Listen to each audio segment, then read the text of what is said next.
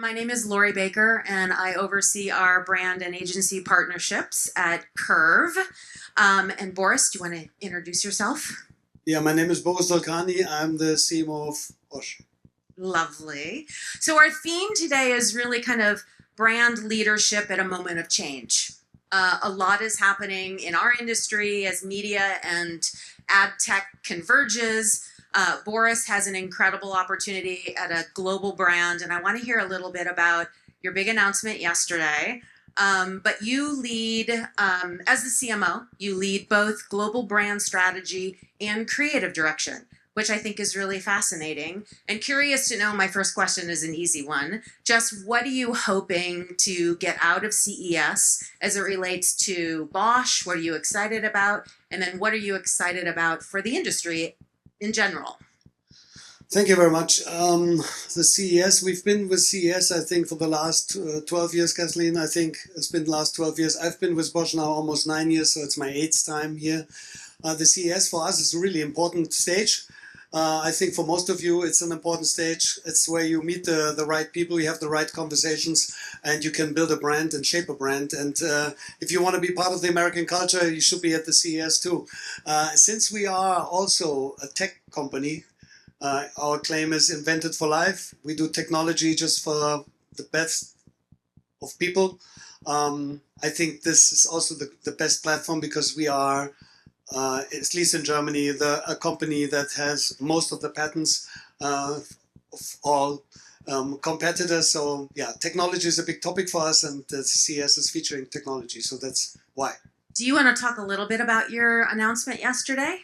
I mean, yes, you probably are aware we had Antonio Bosch Terrace last year on the Super Bowl. I have to say the big game. And we decided to continue this route. I was not sure if we should really do this, but the success of this engagement has shown that it's definitely worth it. So we are going to be part of the big game again, right before the halftime show. And I'm really very much looking forward to it, not only for the spot, but also for the pre-game activation. Let's just hope that nothing interferes there, and we have a chance. So you brought up Super Bowl. I'll jump right into that. I'll go back to my AI question. But so you are a returning member to the Super Bowl, to the big game, as a brand. I'm curious to know, a lot of brands kind of look at the Super Bowl as an opportunity, as a tentpole opportunity. As a CMO, how do you think about taking that tentpole and making it longer lasting? Are there metrics that you follow? Are there, how do you just make that work? We just have gut feeling. No, I mean, yes. I think one important thing is, and I didn't really know this. One thing is to have an ad at the big game, but the most important part for us basically is way ahead. It's afterwards, but way ahead, because when we look at sell-in for our partners, wholesale, Home Depot, Lowe's, those guys love the fact that we are part of this culture, that we are part of the biggest advertising stage. So the sell-in is really, really important for us, and then the 2 weeks before the big game are super important, because there you want to be part of the conversation. You want to be part of all the social media conversations, the late nights and all that. So you have to manage that. Then you have your big game thing, which is a 30-second spot. Well, it's happening. People are going to see it. And afterwards, we continue the route. So we have that asset, but we have all the other assets that we have created for our specific target groups. And we play it out 12 months, a year. Yeah, I mean, basically, that's basically it. And it was so successful that we've decided to come back. What? I know, it's very exciting. All right, so what signals do you look at to deem a big game commercial successful? I mean, it's quite easy. It's not only sales. It's not only a gut feeling. It's a great spot. No, it's basically you have to look at the 2 weeks ahead of the game. So you want to make sure that you have a lot of earned media. And I can tell you, I think I may, Kathleen, I'm looking at you, I think I can say the numbers. So last year we made 5.5 billion earned impressions, and we had a media equivalence of $230 million, which is kind of makes it worthwhile doing it. I mean, to pay 230 million, we don't want to pay that, so we earned that. This year, we want to be better. So let's see if we can. I think the asset we have, and it's all produced, please watch it. It's going to be amazing. So yeah, I know. So earned media. Earned media is the topic. Is your most important metric that you as a brand, as you as a CMO, I love that. Yes, I mean we don't sell out. We don't have fast moving consumer goods. We don't have a store where people can order immediately. You don't want to buy a dishwasher just because it's a cool dishwasher. You just don't do that. If you need one, maybe you buy one, but if you don't, you're not going to buy one. So you want to make sure people, read about you, see about you, talk about you, in order to have this effect that once you are thinking about it, you are on the relevant set and you go into the shop and buy the right stuff. Just remember, I'm talking about Bosch. Okay? Remember. All right. So last year, and I don't know what your commercial is this year, but last year it was a master brand commercial that referenced all of your brands within that spot. Correct? I mean, No, only two. Only two? And So it's going to be the same again. It's going to be the same again? It's going to be two. I mean, we're not talking about two different brands. We're talking about one brand, but two different categories. So it's one category is home appliances. You're all aware of dishwashers, that stuff, and the other one is power tools, professional power tools. The challenge here is we have completely different target groups. Yeah, my follow-up question was, how do you give consumers the right next step? So that was a difficult one. We work with a fantastic agency in New York. You're all aware of. Go Kara. Droga 5. Droga 5. It's our creative agency. I have to mention, I love him. They know it. I really love him. And that sounded a little bit like Donald Trump. I love him. I love him. Kind of love him. The kind of the good ones. That's the way he talks, right? No. So, hey.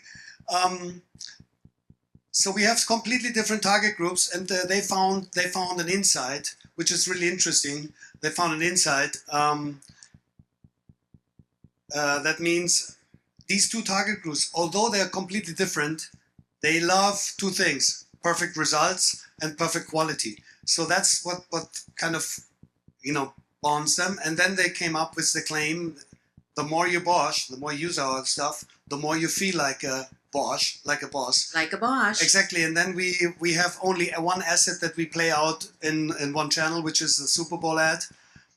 Once that is done, we have specifically tailor-made content for the target groups, but under the umbrella of the more you Bosch, the more you feel like a Bosch, in order to have a halo effect when we play out in media. How do you marry the opportunity from your creative agency and the collaboration with your media agency to cohesively tie those two audiences and stories together? So your Super Bowl ad is talking to two totally different audiences: home goods and power tools, consumer goods and power tools. And then how do you merge those strategies together effectively? I mean, it's not merged. It's a strategy played out for each target group. It's pretty clear briefing for the agency, so they know exactly how to play out and where to play out when we go into the funnel, when we go a little bit down in the funnel. But when we are up there, we basically target both categories. The most important thing is, once you see the spot, remember, we only want to push for the category. We just want to make sure that the people understand Bosch is creating stuff for two categories: power tools and home appliances. That's the basic idea and the goal of the Super Bowl ad, pushing to get awareness on the category level on household appliances and power tools. Once we go down the funnel, in the power tools funnel or in the household appliance funnel, we go a little bit more into product details and stuff like that. So with all the advancements in AI, immersive media, and commerce-enabled media, and we talked a little bit about shoppable technology, that which is what Kerv is bringing to market. We're basically kind of the underpinnings of bringing shoppable moments to media in a way that's outside of just your traditional commercial spots. But curious to know, as a CMO, how do you think about new immersive formats and being able to shop when you're watching content as a future opportunity? I mean, I see that on Amazon when I watch soccer, or you say soccer, we say football. I don't know why you call it soccer, because it's basically played with a foot, and football is not played with a foot. Only if you kick it. Anyway, on Amazon, I'm watching football, what the rest of the world calls it, and so what they do is they play out all this stuff that you can order immediately if you are interested.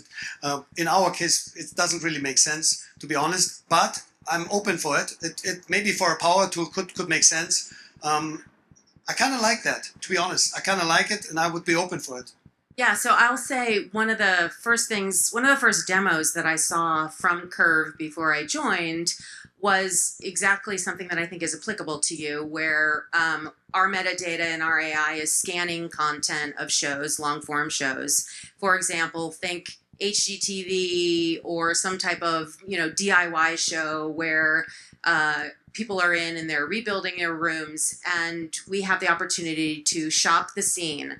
And if there's a Bosch dishwasher or a Moen, faucet, then if consumers like that in watching the room come together or the renovation come together, that is a shoppable moment that I do think that high-end technology becomes much more enabled and closer to the consumer. 100%. Curious, is that something that you are interested in watching and seeing as we evolve? You're talking to the wrong guy here. I mean, you should be talking to the business units.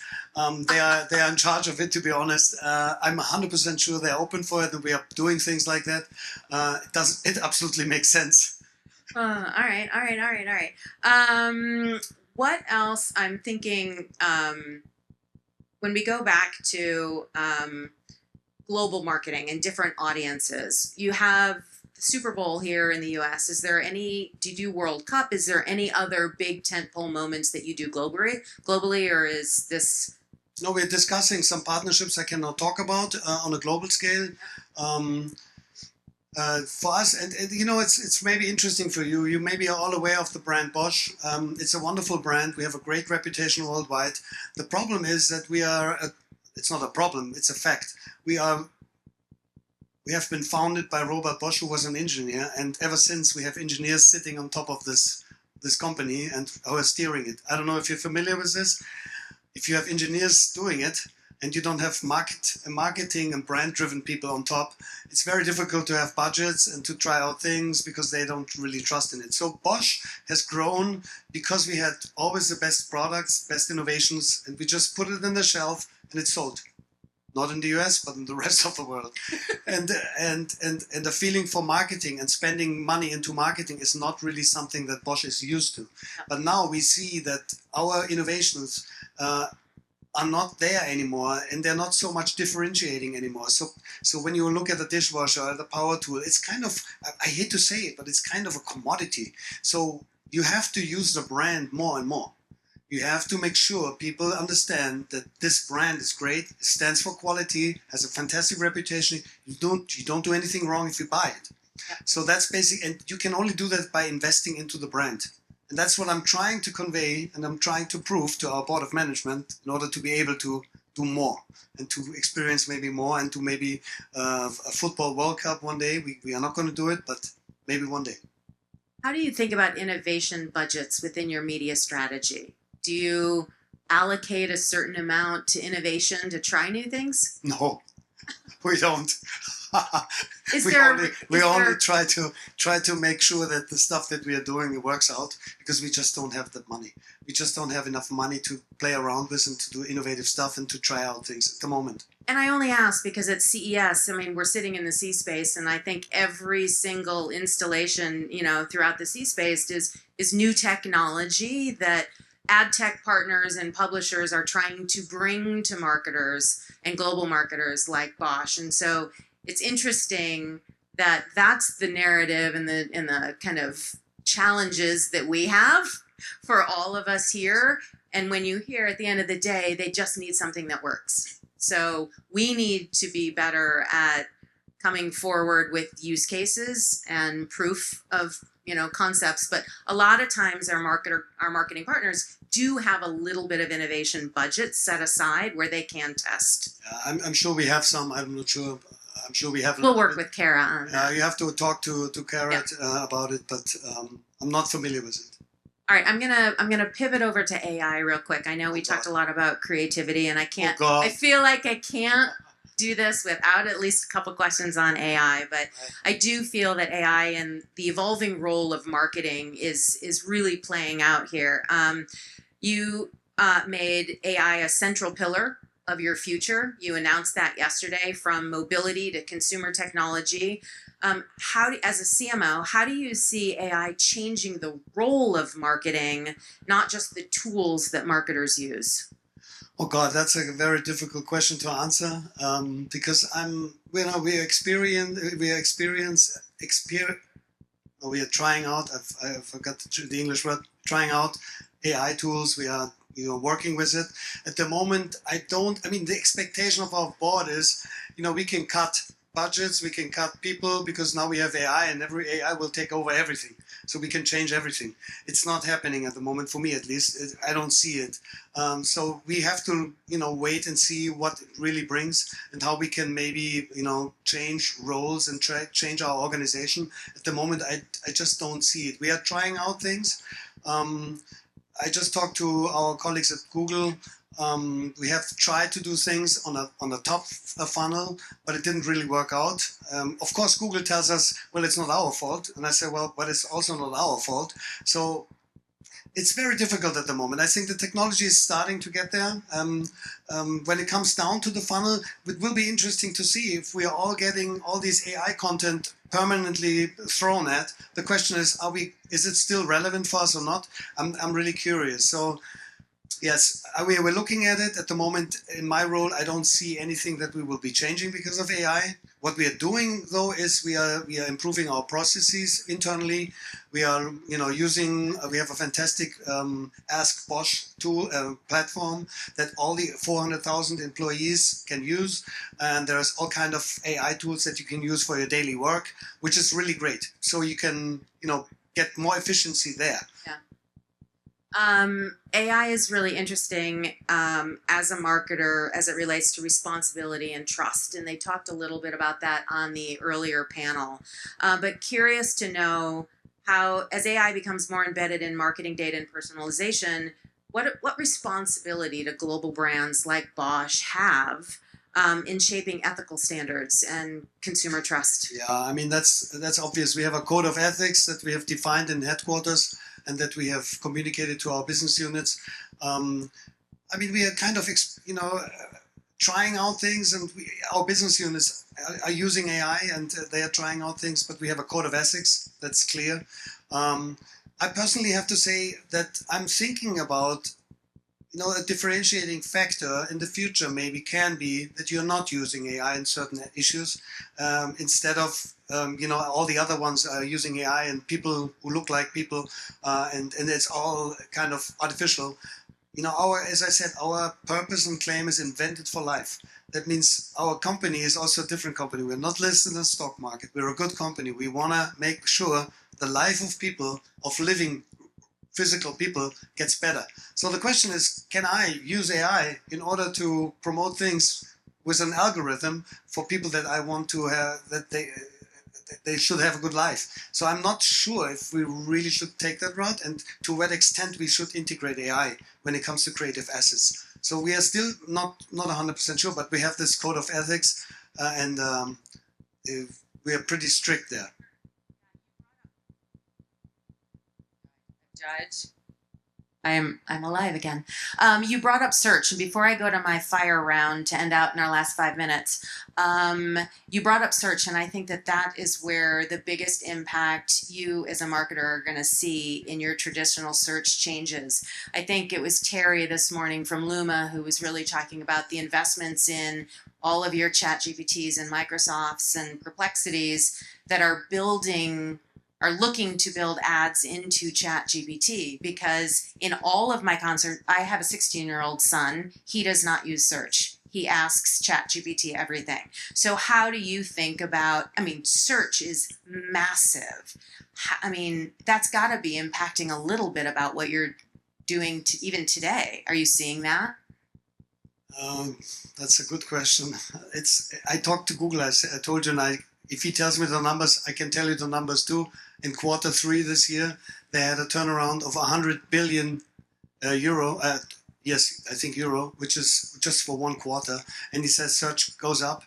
So Google is not seeing any impact there. I don't know. I don't get it. Obviously, it's not there. Maybe it's not true. But yes, it's a good question. It's a valid question. The question will be, how are we going to be visible when it comes to the question, tell me a good dishwasher and which one should I buy? So we're working on that. It's geo. We're doing that. We're trying to teach the large language models about our company, and we're trying to influence them as good as we can. But that's going to be a big issue, yes. Yeah, I think it's really interesting. Okay, we have 4 minutes left. I'm going to end with a little rapid fire. All right, so quick lightning round, short answers. One technology you believe is overhyped right now? AI. Oh, okay. All right. The biggest misconception about AI in marketing today? That you can cut budgets and, kick out people immediately. Love that. One thing brands should stop measuring so obsessively? I'm not a fan of testing creative assets, so therefore don't test too much the really creative assets, because the creativity is going to be killed. I love that. Physical or digital, which matters more for brands next? That's an interesting one. I think it's a combination. You have to have physical presence. It's very important. Out of home is getting more important, and the digital, of course. What are we talking about? You have to be digital. Love. All right, last one. Speed or certainty, which do you optimize for? We optimize for certainty. Thank you, Boris. Thank you. This was wonderful. Thanks for being here. Thank you very much.